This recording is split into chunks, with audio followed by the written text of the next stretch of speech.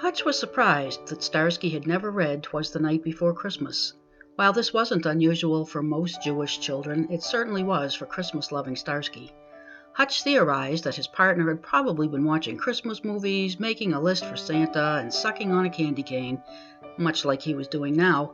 So, in the spirit of the holiday, Hutch had offered to read the story to Starsky on Christmas Eve. 'Twas the night before Christmas, when all through the house not a creature was stirring, not even a mouse.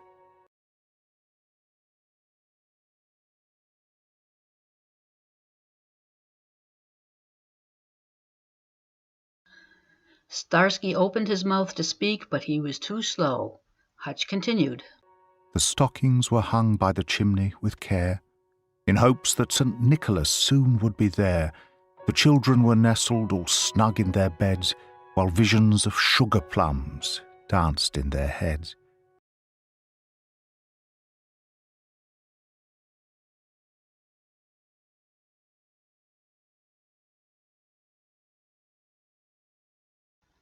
Starsky opened his mouth to speak, but he realized Hutch was right. He was drooling. Hutch continued. And Mamma in her kerchief and I in my cap had just settled our brains for a long winter's nap, when, out on the lawn, there arose such a clatter, I sprang from my bed to see what was the matter. Away to the window I flew like a flash, tore open the shutters and threw up the sash. The moon on the breast of the new-fallen snow gave a lustre of midday to objects below, when what to my wondering eyes did appear but a miniature sleigh and 8 tiny reindeer.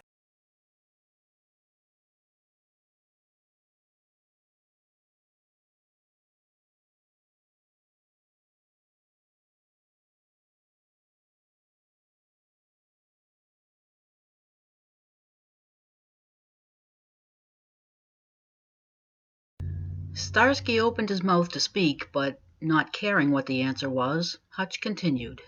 With a little old driver so lively and quick, Hey! I knew in a moment he must be St. Nick. Hutch laughed. More rapid than eagles his coursers they came, and he whistled and shouted and called them by name. You know the name of the 12 reindeer of Santa had? What?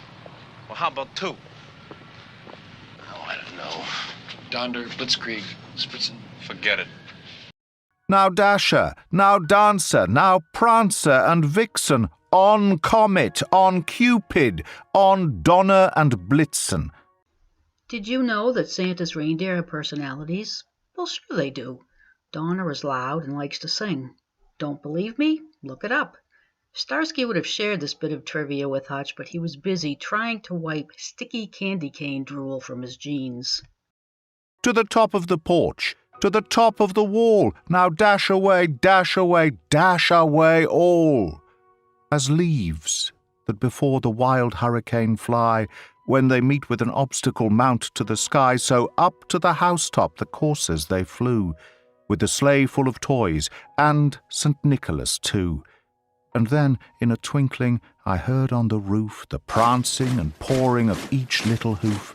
As I drew in my head and was turning around, down the chimney St. Nicholas came with a bound. He was dressed all in fur, from his head to his foot, and his clothes were all tarnished with ashes and soot. A bundle of toys he had flung on his back, and he looked like a peddler just opening his pack. His eyes, how they twinkled, his dimples, how merry.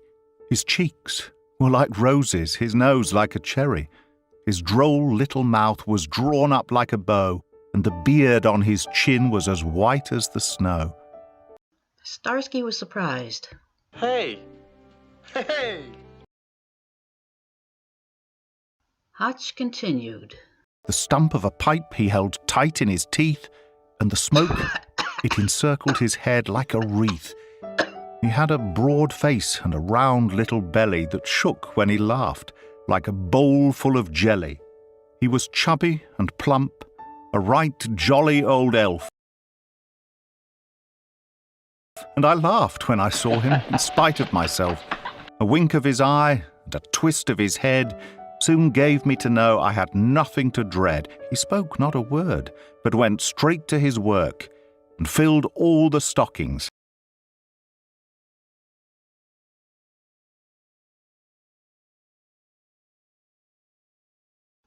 Hutch tried to continue.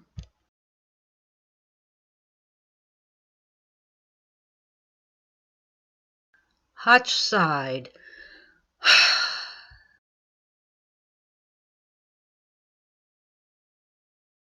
Then turned with a jerk, and laying his finger aside of his nose, and giving a nod, up the chimney he rose.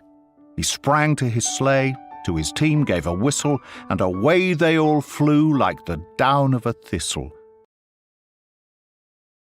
But I heard him exclaim, ere he drove out of sight, No, absolutely flat out, no private parties.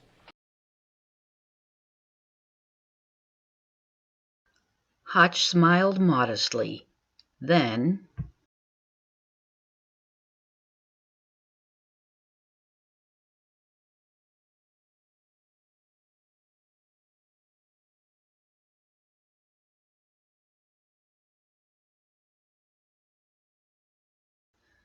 Hutch continued.